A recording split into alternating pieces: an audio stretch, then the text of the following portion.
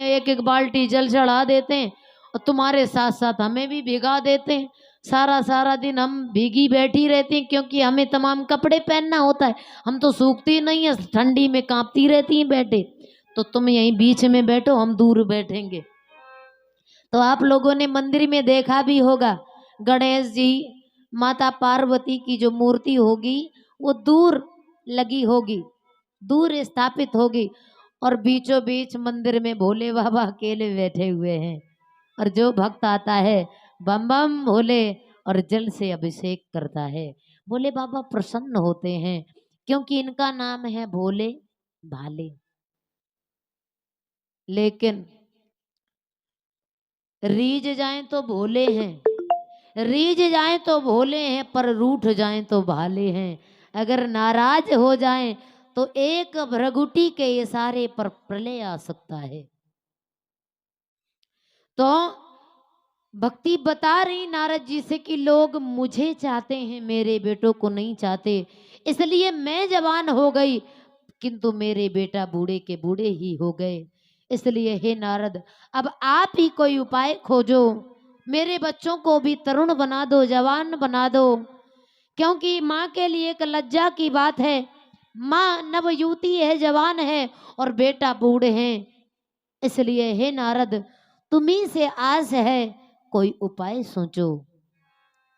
तो नारद जी ने कहा, भक्ति माता एक काम कर लो, अरे संतन के संगिला गिरी,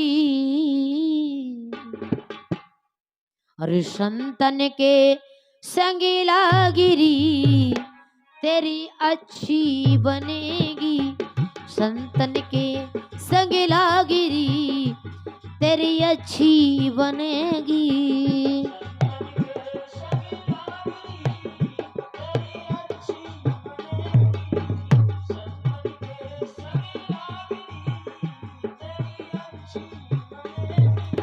संतन के संगीला गिरी तेरी अच्छी बनेगी,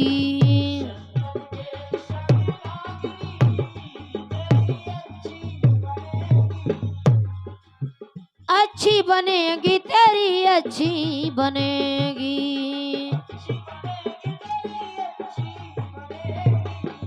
अच्छी बनेगी तेरी अच्छी बनेगी।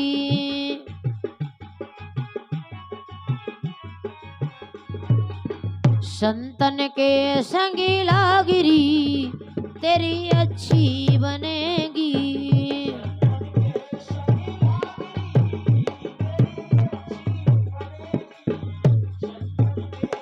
जय हो। और जन्म जन्म का सोया मनुआ,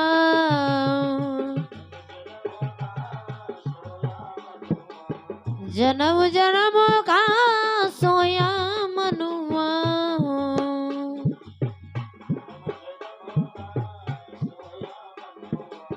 सोया मनुआ है, सोया मनुआ, जन्म जन्म का सोया मनुआ। हेरी मनुआ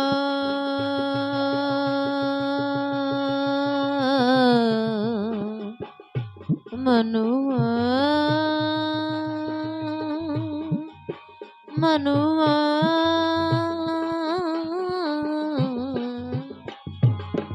जन्म जन्म का सोया मनुआ,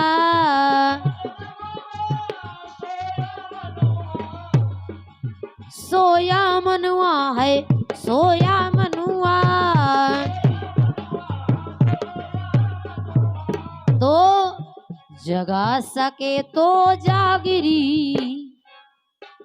सत्संग में आप लोग आए हैं, ये जो जन्म जन्म का हमारा मन, हमारी चित्त, हमारी बुद्धि सोई हुई है, इसे जगाना है तो सत्संग में ही जगा लीजिए।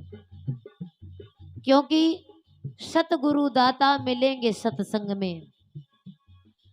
कपड़े का मैल धुले साबुन से, कपड़े का मैल छुटे साबुन से, मन का मैल धुले सत्संग में, सतगुरु दाता मिलेंगे सत्संग में। तो जन्म जन्म का सोया मनुआ,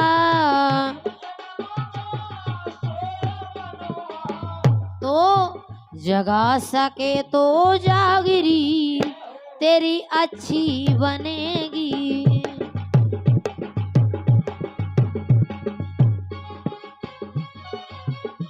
जय हरि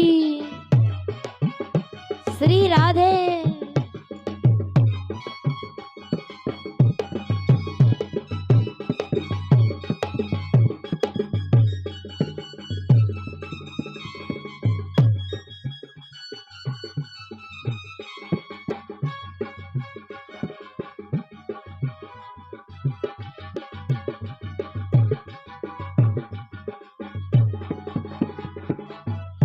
और ये दत्ता जी 21 मुद्राएं भगवान के श्री चरणों में प्रदान कर रहे हैं। भगवान श्री बाके बिहारी सरकार, बालाजी सरकार मनोकामना पूर्ण करें। संतन के संगी लागिरी तेरी अच्छी बनेगी।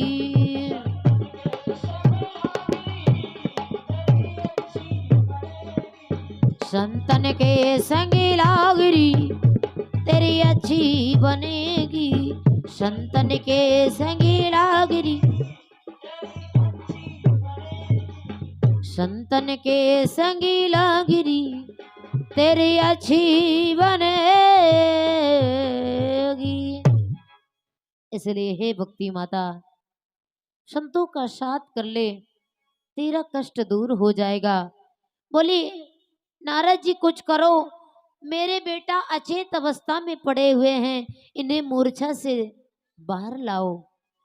तो नारद जी ने द्वादशाक्षर मंत्र ज्ञान और वैराग्य के कान में फूंकते हैं कि श्री कृष्ण गोविंद हरे मुरारे, हे नाथ नारायण वासुदेव। जय हो। बोलो सभी लोग, बोलो माता जी। श्री कृष्ण गोविंद हरे मुरारे, हे नाथ नारायण वासुदेव।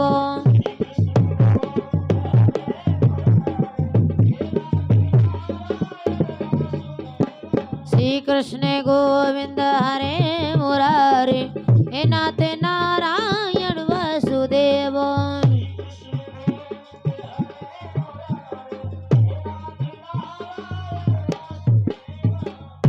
कान में द्वास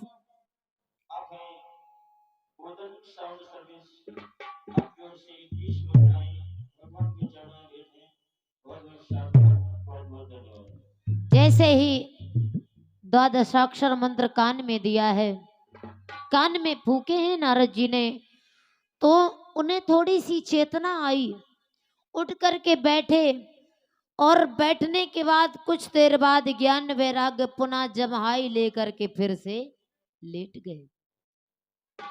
अब नारद जी बड़े चक्कर में पड़ गए कि अब क्या करूं। इतना प्रभावशाली मंत्र श्री कृष्ण गोविंद हरे मुरारे, हे नाथ नारायण वासुदेवा, जिसका जप करने से अधम पापी भी तर जाते हैं, पर इसका भी प्रभाव नहीं हुआ। अब क्या करूं, कैसे इन्हें मूर्छा से बाहर लाऊं, कैसे भक्ति का कष्ट दूर करूं। तो आकाशवाणी होती है कि देवर्षि नारद, अगर भक्ति का कष्ट दूर करना है, ज्ञान वैराग्य को तरुण बनाना है, तो सिर्फ एक ही उपाय है, वो है श्रीमद् भागवत कथा। और ये है छोटे भैया मिस्त्री शाहबर, आपकी ओर से भगवान के चरणों में 21 पुष्प मुद्राएं भेंट हैं। भगवान उनकी मनोकामना पूर्ण करें। अगर इन्हें भागवत कथा श्रवण पान करने को मिल जाए तो इनके तन का बुढ़ापा जा सकता है। तो देवर्षि नारद ने श्रीमद् भागवत का अनुष्ठान रचा। भागवत में वर्णन दिया गया है कि भागवत कहां पर बिठाई जानी चाहिए। परीक्षित जी, भागवत किस किस जगह पर बिठाने का विधान है। प्रथम, या तो मंदिर प्रांगण हो, वहां पर कथा बिठाने का विधान है, या फिर ताल सरोवर नदी का किनारा हो, वहां भी कथा बिठाना शुभ माना जाता है। या फिर सुंदर बाग बगीचा हो, फुलवारी हो, वहां भी कथा बिठाने का प्रावधान है। अगर ये चीजें उपलब्ध नहीं है तो जहां पर कथा बैठ जाए वहीं समस्त तीर्थ स्थल हुआ करते हैं। लेकिन सौभाग्य की बात है कि वीर बजरंगबली का सानिध्य है, मंदिर प्रांगण है, सुंदर सी भगवान की ज्ञानमयी कथा का प्रवाह हो रहा है। आज भागवत का पहला दिन है और आज से नित निरंतर आप लोग समय निकाल करके भगवत दरबार में आएंगे और नित्य प्रति आकर के ज्ञानमयी गंगा में गोते लगाएंगे। ये क्या है? ज्ञान गंगा। ज्ञान गंगा नहा ले प्यारे मना,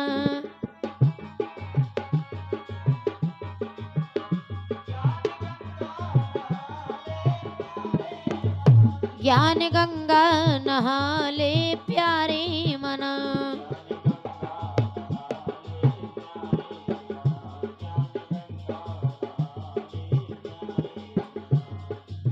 प्यारे मना प्यारे मना,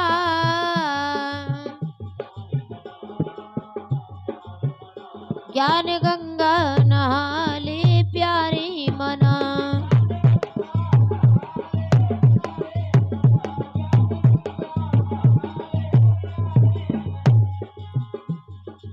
प्यारे मना दान धर्म कुछ कर ले,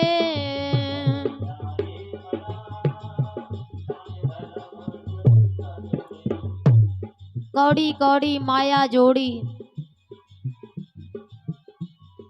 सुंदर सा घर मकान बनवाया, जीवन भर कमाई और सारी कमाई घर बनाने में, बच्चों को आगे बढ़ाने में लगा दिया, लेकिन अंत में जब बुढ़ापा आता है, जिस कमरे को जीवन भर सजाता है, बढ़िया टाइल्स पत्थर लगवाता है, बढ़िया कमरा बनवाता है, बुढ़ापे में वही कमरा देखने को नहीं मिलता है।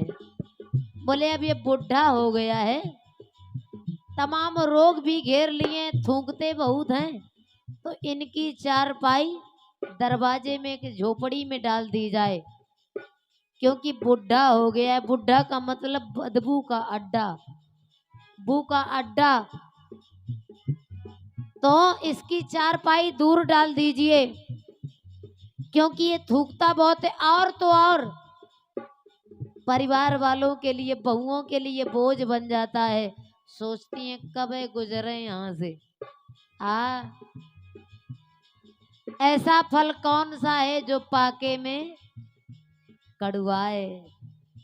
पक जाने के बाद ये फल कड़ू लगता है, वो फल कौन सा? हर फल मीठा लगेगा, लेकिन ये बुढ़ापा ही ऐसा फल है जो पकने के बाद कड़ुआ हो जाता है। अंत में वही कमरा देखने को नहीं मिलता, क्योंकि जब तलक ये सांसें हैं तब तलक ये रिश्ते हैं। सांस जिस घड़ी टूटी ये रिश्ता टूट जाएगा। अरे तूने जो कमाया है वो दूसरा ही खाएगा, इसलिए साथ में कुछ नहीं जाएगा। धन दौलत महल अटारी परिवार सब यहीं पर छूट जाएगा। अगर हम उसी धन से दान कर लें, धर्म कर लें, तो वही पुण्य की कमाई हमारे साथ में जाएगी, अन्यथा सब कुछ यहीं पर पड़ा का पड़ा रह जाएगा। प्यारे मना दान धर्म में कुछ ही कर ले,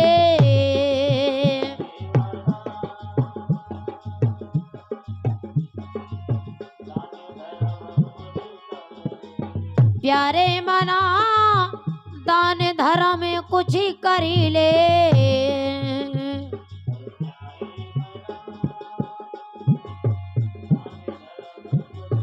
तो भाग्य अपना जगा ले प्यारी मना।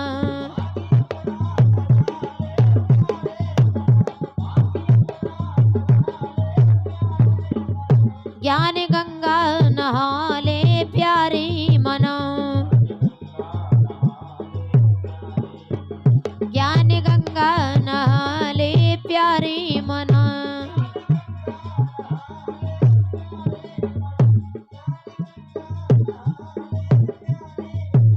ज्ञान गंगा नहा ले प्यारी मना। ज्ञान गंगा नहा ले। ज्ञान गंगा नहा ले प्यारे मना। कानपुर की गंगा नहाने जाओगे तो डर लगेगा कि ज्यादा गहराई में जाएंगे तो डूब जाएंगे। कानपुर की गंगा नहाने में डर लगा रहेगा कि कहीं गहराई में ना चले जाएं जो डूब जाएं। लेकिन इस ज्ञानमयी गंगा में जितनी गहराई में जाओगे, जितनी गहराई में जाओगे उतना ही आनंद प्राप्त होगा। इसमें डूबने का कोई डर नहीं है। ज्ञानमयी गंगा में गोते लगाने से, सत्संग में जाने से सारे पाप नष्ट हो जाते हैं। क्योंकि मन कर्म वाणी से न जाने कैसे कैसे पाप होते रहते हैं। इन पापों से मुक्ति पाने के लिए सिर्फ एक ही उपाय है, वो है श्रीमद् भागवत कथा, हरि का कीर्तन, सत्संग। तो नारद जी ने कहा, भक्ति माता मैं भागवत का अनुष्ठान रचूंगा, ज्ञान और वैराग्य को लेकर के आप वहीं पर आए। भागवत प्रेमियों, साप्ताहिक भागवत का अनुष्ठान रचा गया और भक्ति माता अपने बच्चों को लेकर के, ज्ञान वैराग्य को लेकर के पहुंची। 7 दिनों तक लगातार भागवत सुनाया तो ज्ञान वैराग्य का बुढ़ापा चला गया, उन्हें भी सुंदर सा शरीर प्राप्त हुआ। बोलिए श्रीमद् भागवत महापुराण की। हाँ, भागवत से सब कुछ मिलता है, जवानी भी मिलती है भागवत में। लेकिन कौन सी जवानी? ये जवानी तो यही मिट्टी में मिल जाएगी, खाक में मिल जाएगी। ये जवानी साथ में जाने वाली नहीं है।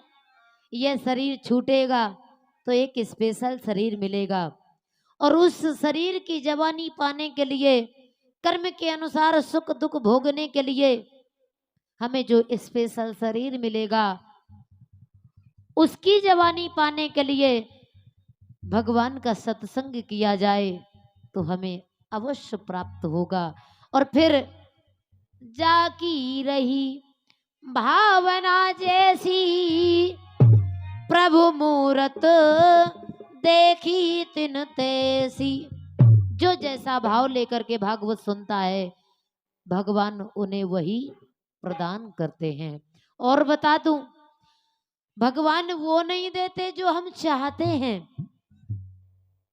भगवान वो नहीं देते जो हम चाहते हैं। भगवान वो देते हैं जो हमारे लिए अच्छा हो, भलाई हो, जिससे हमारा मार्ग प्रशस्त हो, जिससे हमारी मुक्ति बने, जिससे आगे हम कुछ कर पाए। भगवान वो देते हैं, वो नहीं देते। अब पता चला हमने मांग लिए सोना। एक राजा था, राजा भगवान की तपस्या किया, भगवान प्रसन्न हो गए, बोले मांग ले तुझे क्या चाहिए। तो राजा को सोने की बड़ी भूख थी। बोले प्रभु आप यूं वरदान दे कि जिस पर मैं हाथ रखूं वो चीज सोने में परिवर्तित हो जाए। तथास्तु, ऐसा ही होगा। आप जिस चीज पर हाथ रखोगे वह चीज सोने की हो जाएगी। अब तो बड़ा प्रसन्न हुआ, दौड़ा दौड़ा घर में गया, घर की दीवार को छू लिया तो पूरा घर सोने का हो गया। बड़ा खुश हुआ कि मेरा घर सोने का हो गया। जा कर के अंदर पहुंचा, कुर्सी मेज सब छू लिया, सब सोने के हो गए। बोले अब बढ़िया सोने चांदी के कुर्सी में बैठकर भोजन करूंगा। भगा भगा गया बगीचे में, जा करके पेड़ पौधों को छू आया तो वो भी सोने के हो गए। यानी जहां भी हाथ रख देता था वो चीज सोने की हो जाती थी। अब दौड़ते दौड़ते उसे भूख प्यास लगी, बढ़िया सोने की कुर्सी में बैठ गया। बोले भोजन लाओ। भोजन लेकर के आए, बढ़िया सोने के मेज में भोजन रखा गया। और जैसे ही भोजन को हाथ लगाया तो वो भोजन भी सोने का हो गया। प्यास के कारण दम निकल रही थी, जल का पात्र छुआ तो वो भी सोने का हो गया। बोले हे भगवान, अब मैं क्या करूं, भूख लग रही है, दम निकल रही है, तो यही सोना खा ले। हाँ, छोटी सी बिटिया थी, पापा पापा करती हुई गोद में बैठ गई। उस बिटिया को छुआ तो बिटिया भी सोने की हो गई। तो कहता प्रभु मुझे ये नहीं चाहिए, मेरे शरीर को चलाने के लिए एक रोटी ही काफी है।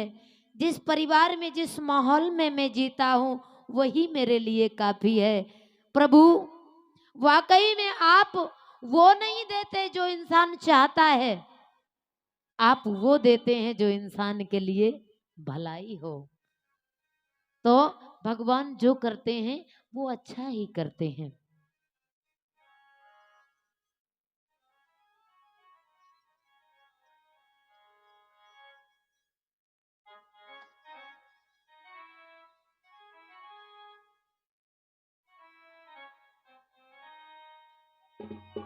और ये आदरणीय अजय ठेकेदार ग्राम शाहपुर, इसी गांव के जो निवासी हैं, भगवान के श्री चरणों में 21 मुद्राएं समर्पण किया है, जो कि जमीन बेचने व खरीदने का कार्य करते हैं। जिनको जमीन प्लाट लेना हो तो भैया से संपर्क करें, और भी जिन्हें बेचना हो तो भैया से संपर्क करें। भगवान बांके बिहारी सरकार आपका भला करें। जय श्री राधे, जय श्री श्याम।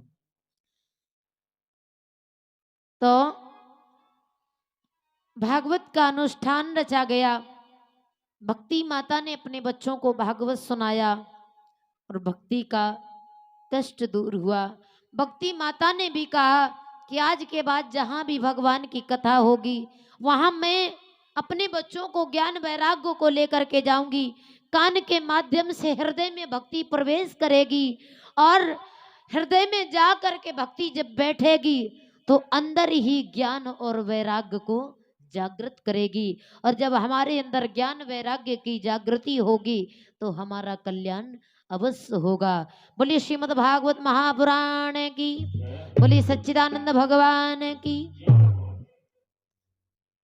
तो कथा को यहीं पर विराम करते हैं। परीक्षित जी आरती तैयार कर लो, आरती हो जाए, प्रसाद वितरण करवाया जाए।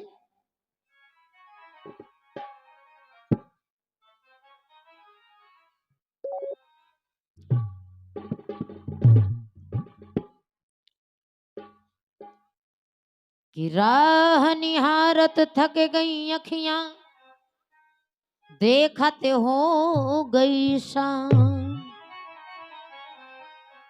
राह निहारत थक गई अखियां, देखते हो गई शाम।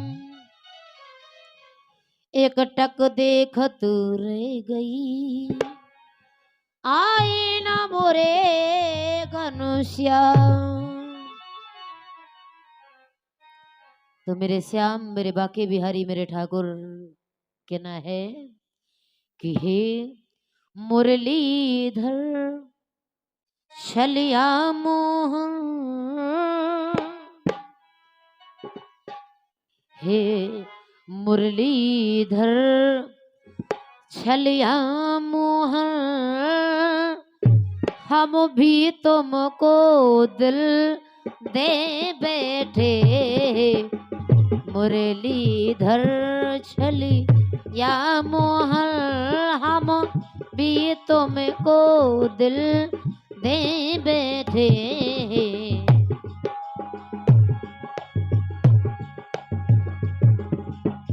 सामने से जय हो।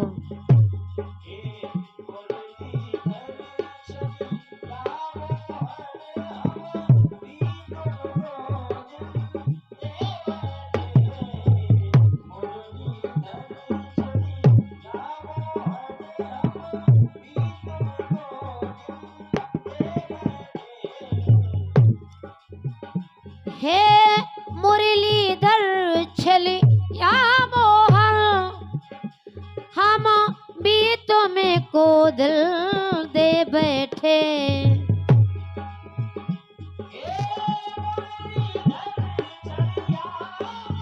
जय हो।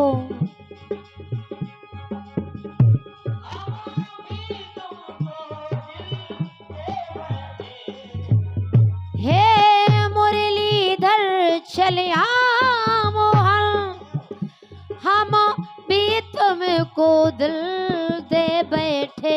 और गम पहले से मेरे कम तो न थे, गम पहले से मेरे कम तो न थे, एक और मुसीबत ले बैठे। गम पहले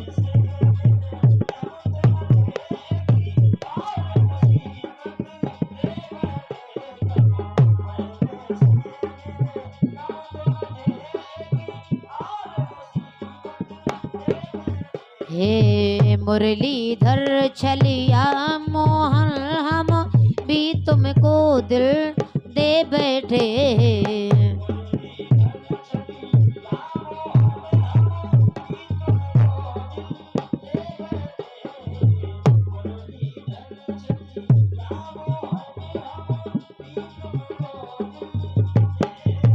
और कहना है, सब कहते हैं